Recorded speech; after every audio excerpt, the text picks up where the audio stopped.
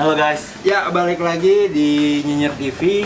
Ya, kali ini agak sedikit berbeda ya. Karena yang kita bahas ini lumayan penting ya. Iya. Lumayan penting lagi. Iya. Sangat penting kayaknya. Iya. Tentang apa tuh, Bro? Kayak psikolog ya, psikolog. Dan kita kedatangan narasumber ini Langsung dari Gunawarma University. Ya, itu Nyonya Diadis Putri Ramadanti, MSI. MPSI. Ya, gimana bro? Ya nih, mau nanya tuh, kita ngebahas tentang ini ya, kesehatan jiwa dari sisi psikolog.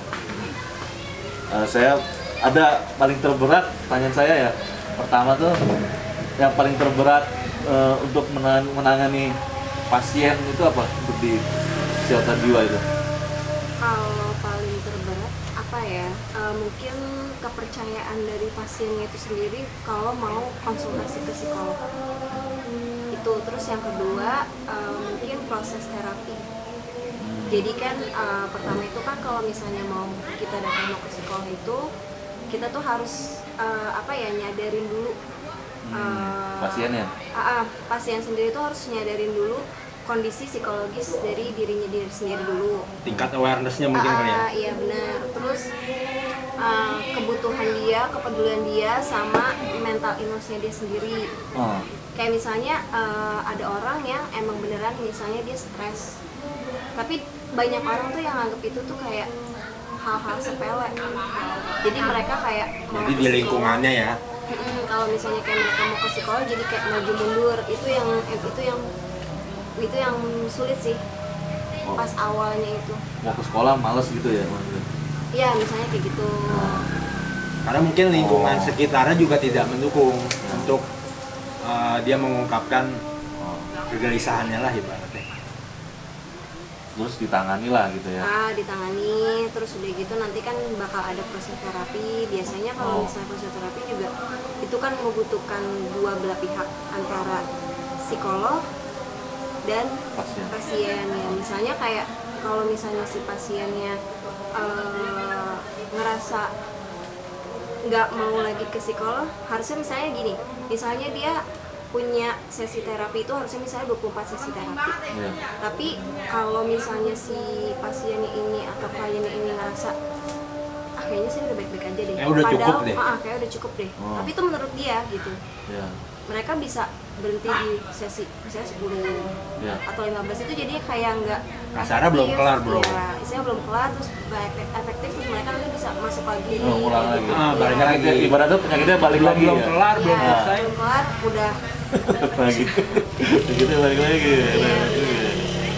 Ya, kalau misalnya berarti itu gambaran ini aja ya, gambaran umum ya. Iya, basic gitu ya. Jadi kan kalau misalnya dia balik lagi kan tugas berat lagi di psikolog yang dia datengin lagi. Yang berikutnya kan mungkin, harus, apalagi kalau misalnya dia ganti orang kan. Harus dari nol lagi. Jadi kalau misalnya kita punya sesi terapi misalnya 24 sesi, terus dia berhenti di 10, itu nanti nggak bisa. Kalau dia kayak nerusin ke 11, 12, 13 gitu, dia harus balik ke nol lagi. Kayak gitu. Makanya kalau kalian punya masalah mental atau ada rasa cemas, kegelisahan, lebih baik sih langsung ke ini aja, ketemu ahlinya aja, jadi biar cepat diselesaikan. Dan sekarang kalau menyambung ke masalah yang sekarang lagi hits toh ya, nih masalah apa nih yang lagi hits sekarang nih? Bukan hits sih, ini sebenarnya urgensi ya, darurat ya, yaitu PSBB yang akan ditarik lagi, dimulai seperti awal. Ya, di rem mendadak apa namanya itu? Rem darurat. Iya, rem darurat. Jadi kita akan menghadapi sebuah challenge yang mungkin nggak bisa semua orang bisa ngadepin ya kan? Iya. Pastinya, apalagi orang-orang yang kondisinya sudah terpuruk ya sebelumnya. Ya kan, yang karena PSBB yang kemarin. Sekarang di restart ulang, otomatis jadi kan berdampak gak sih tuh Bu Dia as mentally yang kemarin udah udah normal lagi iya. istilahnya. Ya, sebenarnya udah Ya, nah, dari sisi psikolog gimana tuh lihatnya? Terus Kita kembali lagi, balik jadi kayak lagi. batal udah naik, Ya, jatuhin lagi bos. turun lagi. Itu gimana tuh? Iya. kalau lihat dari sisi psikolognya ya, Iya. kita mulai dari yang katanya awal pertama kali aja kali ya, Nah, yang pas Very first start ya? Iya, itu kan otomatis pas dikabarin di sini tuh ada COVID, nah, itu kan mulai orang jadi stres, cemas istilahnya, cemas itu kan umum ya, ada virus baru nih, terus begitu efeknya bahaya kayak gitu. Nah itu dari cemas itu jadi bisa timbul bukan cemas yang biasa aja jadinya, jadi cemas yang berlebihan. ya. Jadi awal dari stres itu muncul. Hmm. Kayak kan udah kelihatan kan dari awal-awal juga masyarakat udah mulai kayak stresnya muncul, kayak cemas berlebihannya bisa kelihatan dari kayak panik buying, kayak ngebeli sesuatu tuh yang berlebihan. Nah, itu salah satu pas awal-awal banget tuh. Iya, awal Ya kan? banget ya. Terus udah gitu tingkat awareness-nya terhadap kesehatan jauh lebih tinggi. Ya, yang tadinya kan? orang jadi sebelum olahraga, jadi pada sepedaan, ya kan? Gym, ya kan? Gym sih tutup sih. Gitu tuh ya, jogging Tapi lah. Jogging pada. Iya. Terus apa lagi nih? Selain itu kan ada kayak mereka lebih protek sama diri mereka dan keluarga. Jadi kayak orang-orang tuh jadi kayak nggak ada yang keluar rumah. Ya. Terus udah gitu mereka jadi nggak berkunjung ke keluarga satu sama lain, bener-bener ngeprotekin diri mereka sendiri karena ada virus ini. Nah itu sebenarnya itu wajar ya, maksudnya kan kita baru nih. Nah yang mau ditekan di sini tuh apa? Kira-kira langkah-langkah preventifnya kali ya. Langkah preventifnya gimana? Apa sih yang harus kita lakukan agar kita tetap menggapai kesehatan jiwa yang maksimal, yang sesungguhnya, agar kita tidak terjerumus ke jurang yang dalam, bos. Itu gimana tuh? Jadi maksudnya supaya masyarakat di luar sana juga bisa ngatasin stresnya sendiri kali ya. Dari mulai hal sepele banget Ya, aja kan. Jadi kan kalau misalnya kalau stres itu kan cemas itu kan bagian dari stres ya. Ya. Nah stres itu kan ada dua macam stres, di psikologi itu ada dua macam stres. Itu pertama eustress sama distress. Pernah denger nggak? Pernah dong. Pernah. Tapi itu saja yang berkualifikasi untuk menjelaskan. Lebih ahli. Ya. Ya kalau misalnya eustress itu kan stres yang berdampak positif. Kayak gimana sih yang dampaknya positif tuh? Coba kalian bisa ngasih contoh nggak? Stres yang berdampak positif. Nah, kita sharing nih. Ya, boleh. Jadi kayak misalnya ngambil gambar gitu, krayon buat lukisan gitu. Iya. Lo main piano, main musik. Dialihkan ke hal positif. Dialihkan ke arah yang positif Ya. ya kan. Terus kalau misalnya itu kan yang positif ya. Kalau Ya. yang distress itu yang Negatif. negatif. Iya. Itu yang malah justru bahaya sih buat mental kita. Itu bisa sampai bunuh diri ya. Bisa sampai depresi. Itu udah tingkat yang paling parahnya kalau yang suicide. Nah itu biasanya dibawa ke psikiater ya dari situ ya.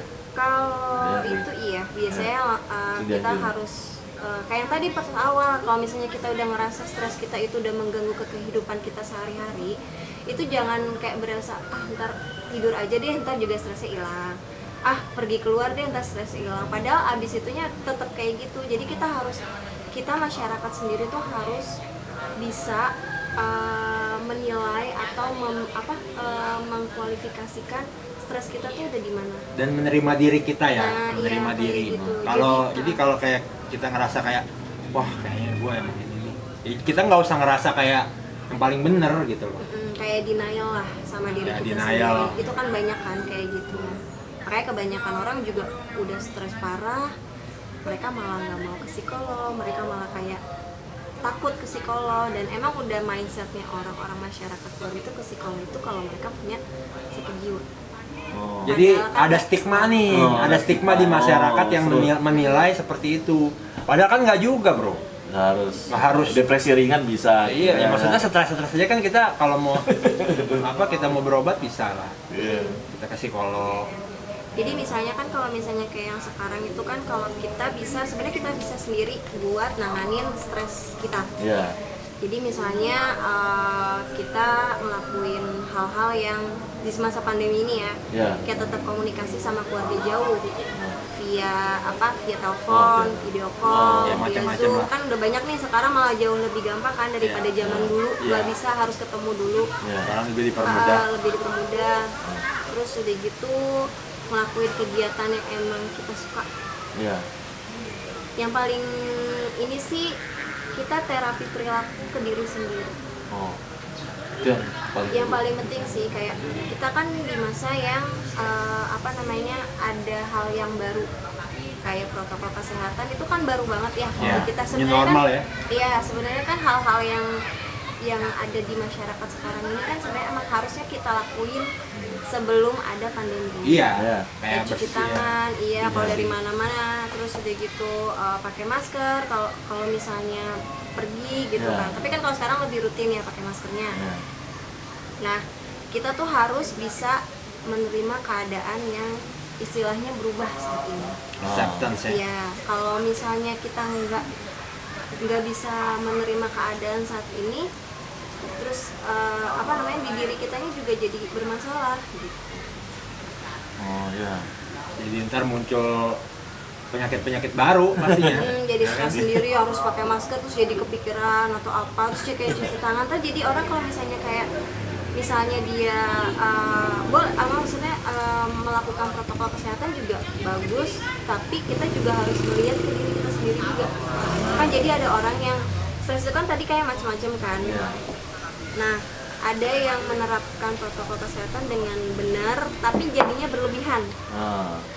Jadi dia istilahnya jadi tiap dikit-dikit jadi kayak cuci tangan. Terus dikit-dikit pakai hand sanitizer. Kagak mulai. Ada orang dikit langsung. Jangan deket-deket saya. Jangan deket-deket saya gitu. Terus benar-benar pokoknya berlebihan deh. Segala sesuatunya juga nggak baik. Jadi kan kayak modelnya kayak obsesi kompulsif. Itu bahasa psikolog. Iya. Apa tuh? Obsesi kompulsif apa? Itu perilaku yang berlebihan sih, kayak mengulang-ulang perilaku yang harusnya repetitif ya. Jadi kayak misalnya nih kalau obsesi kompulsif itu kan juga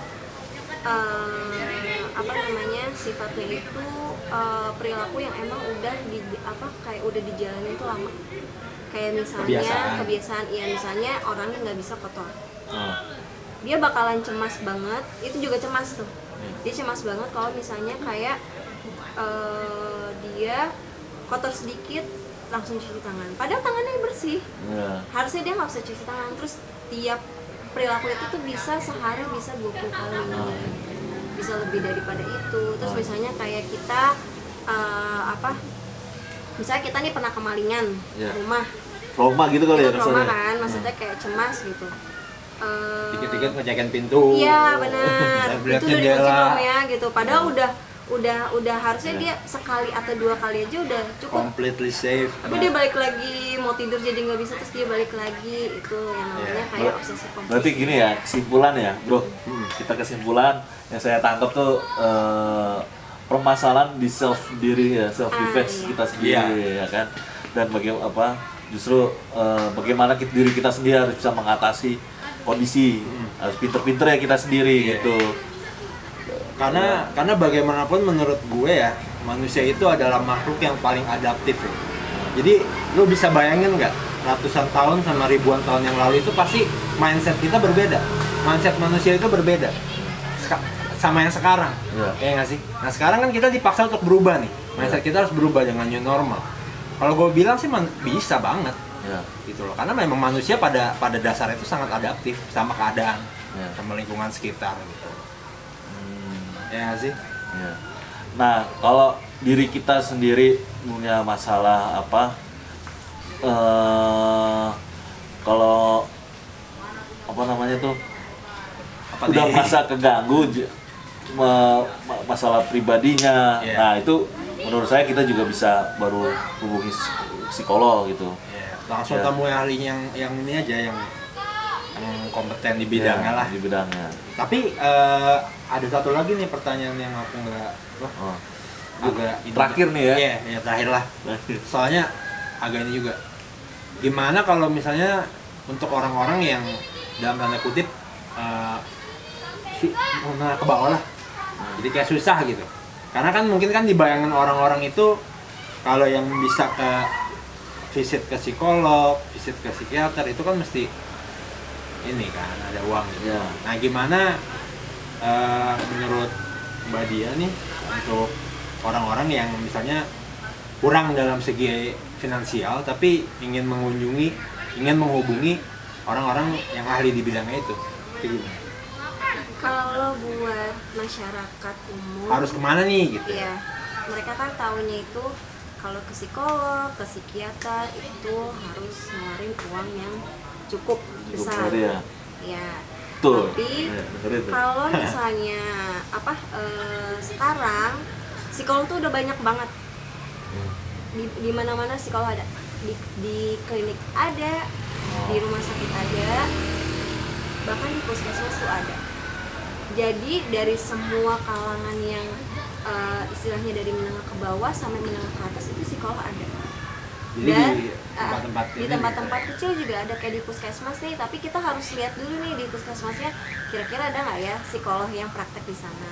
Karena psikolog yang praktek di puskesmas itu jauh harganya lebih murah daripada psikolog-psikolog yang di klinik atau di rumah sakit atau di tempat-tempat besar, biro-biro yang besar itu mereka jauh lebih murah. Kayak gitu. Jadi bisa tetap ya maksudnya kita Yang nggak ada nggak alasan sih, nggak ada nggak excuse ya. alasan, iya. Nggak ada alasan itu bener. Iya, benar. Nggak ada alasan. Dari mulai yang murah, menengah ke atas tuh ada sudah disediakan. Iya. Tapi gue yakin juga pasti disediain ini juga ya, apa namanya, dari pemerintah juga Iya. pasti dibantu di kayak di puskesmas, posyandu mungkin. Iya banyak kok. Iya kan? Rumah sakit Bahkan ada yang gratis kelurahan-kelurahan juga. kecamatan ya. Iya.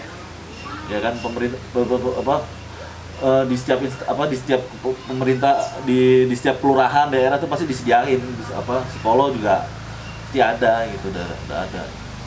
Jadi jangan ragu ya. Jangan kalau ragu misalnya ya. Emang Tanya aja gitu. Well, that's the end of the game.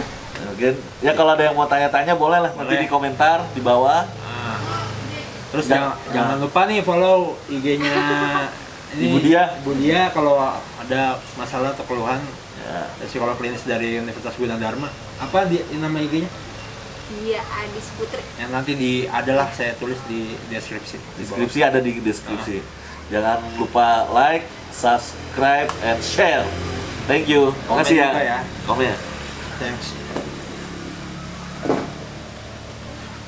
Itu udah.